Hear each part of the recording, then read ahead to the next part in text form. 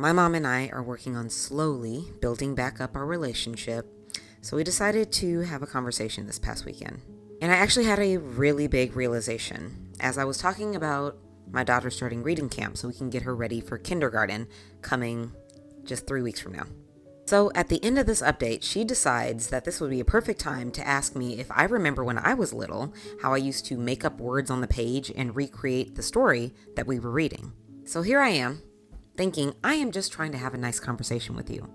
I'm not trying to relive your past because I remembered how much this used to bother her when I did it. And because it bothered her so much, I remembered growing up thinking that I was not a good reader. I used to get so nervous reading around people. I used to internalize and question myself all of the time. I fought through these things for years. Clearly, I have read an ungodly amount of things since this happened. But I used to internalize this, and it is something that I have had to work on for a long time. But when she asked me this, I actually had a revelation. And my response to her was, "Yeah, Mom, I remember it. I was a kid, and I was using my imagination likely to just make the story more interesting."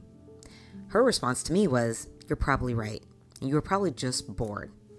Which is probably pretty valid because my parents are very strict by the book people.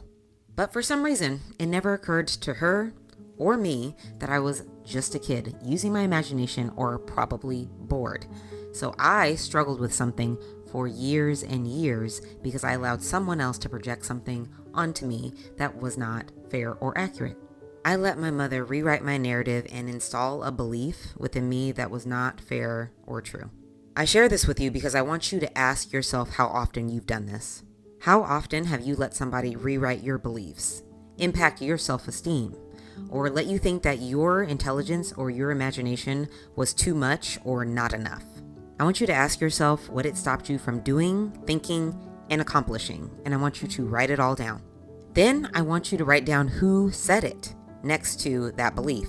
After you do this, I want you to throw it away because those were never your beliefs to begin with. This is a new day where you stop accepting other people's beliefs about you and you get to recreate your own. Because your beliefs about your life are the only ones that truly matter anyway.